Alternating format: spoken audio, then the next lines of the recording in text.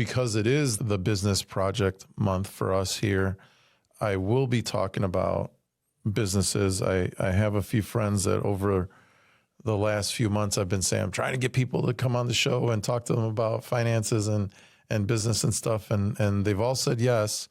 It's just a matter of this, getting the schedules right and getting them on a Zoom call or possibly into the studio.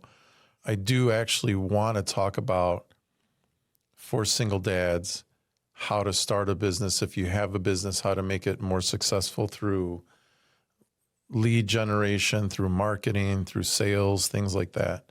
But this first episode of the Business Project Month is more like, what does it mean to be in business? Where do you start? And to me, it starts with this idea of stewardship. Last month, we talked about the financial project.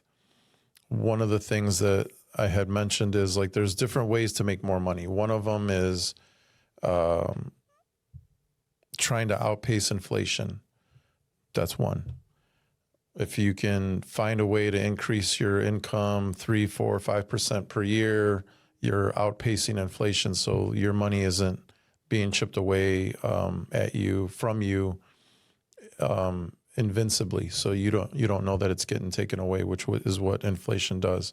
Another way is to reduce your taxes as best you can.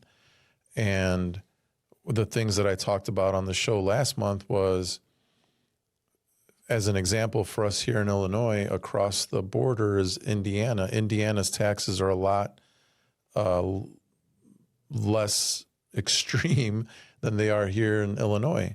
So it's not very practical for most people, but one of the things you can do is move to another area of the country where you're not paying high taxes.